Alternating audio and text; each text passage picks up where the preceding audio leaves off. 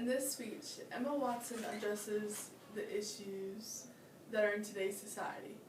Some things we may not even realize, such as if you are a girl, you aren't allowed to be tough. If you are a guy, you aren't allowed to watch romantic comedies or cry during a sad movie. But they still proceed to happen.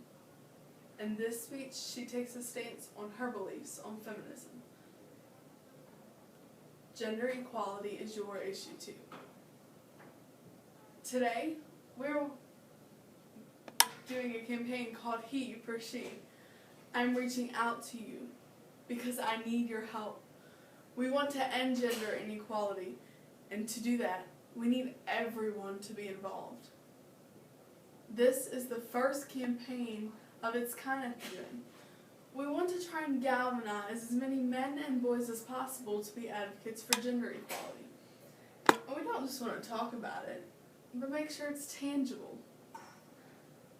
I was appointed 6 months ago, and the more that I have spoken about feminism, the more that I realize that fighting for women's rights has too often become synonymous with man-hating.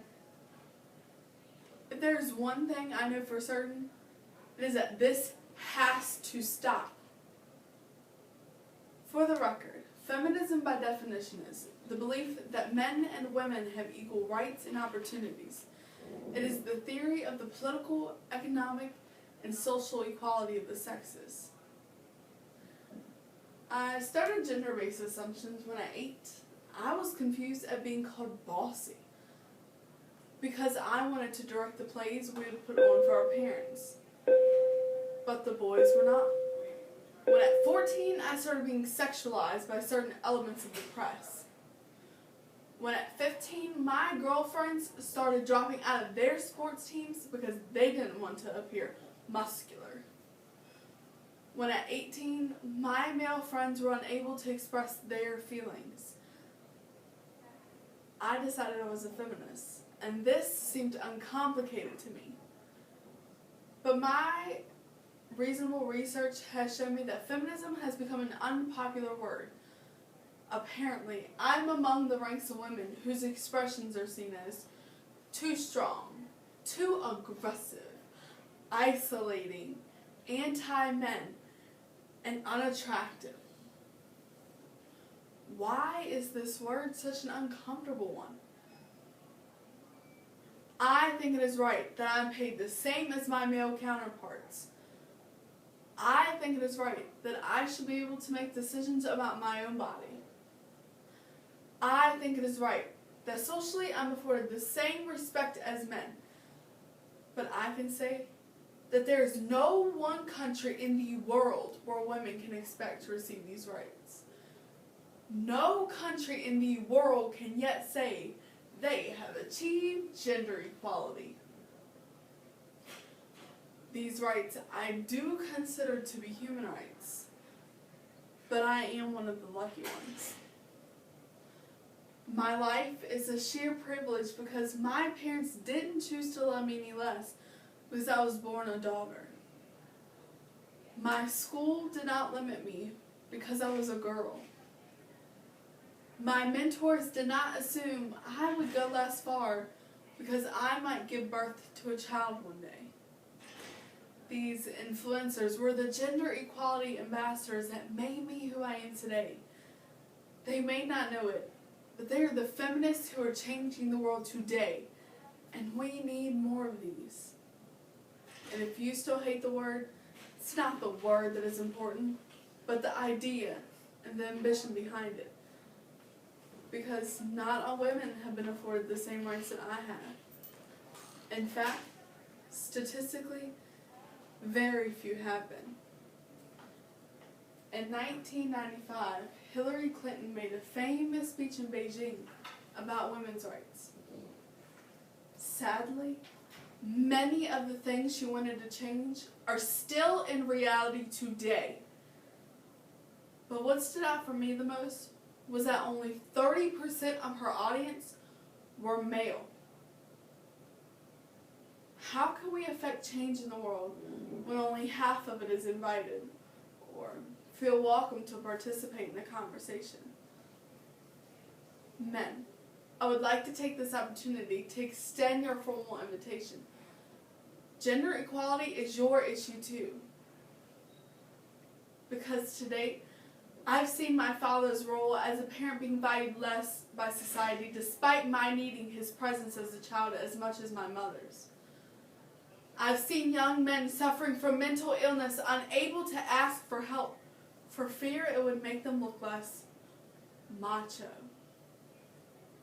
In fact, in the UK, suicide is the biggest killer of men between 20 and 49 years of age, eclipsing road accidents, cancer, and coronary heart disease.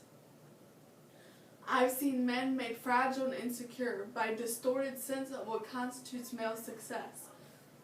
Men don't have the benefits of equality either. We don't often talk about men being imprisoned in gender stereotypes, but I can see that they are, and that when they are free, things will change for women as a natural consequence. If men don't have to be aggressive in order to be accepted, women will have to be submissive. If men don't have to control, women will have to be controlled. Both men and women should feel free to be sensitive. Both men and women should feel free to be strong. It is time that we perceive gender on a spectrum and not as two opposing sets of ideals. If we stop defining each other by what we are not and start defining ourselves by what we are, we can all be freer. And this is what he for she is about. It's about freedom. I want men to take up this mantle so that their mothers, daughters, and sisters can be free from prejudice, but also so that their sons have permission to be vulnerable and human too. Reclaim those parts of themselves that they have abandoned, and in doing so, being a more true and complete version of themselves. English statesman Edmund Burke said, "All that is needed for evil to triumph is for enough good men and women to do nothing." In my nervousness in this speech, and in my moments of doubt, I've asked myself firmly, if not me, who? If not now, when? And if you have similar doubts when opportunities are presented to you, I hope those words might be helpful. Because the reality is, if we do nothing, it will take 75 years, or for me to be nearly 100, before women can expect to be paid the same as men. 15.5 million girls will be married in the next 16 years as children. And it won't be until 2086 before all African girls will be able to receive a secondary education. And if you believe in equality, you might be one of those feminists I spoke of earlier. And for this, I applaud you. We are struggling for a uniting word, but the good news is we have a uniting movement. It is called he for she. I'm inviting you to step forward, to be seen, to speak up, to be the he for she, and ask yourselves, if not me, who? If not now, when?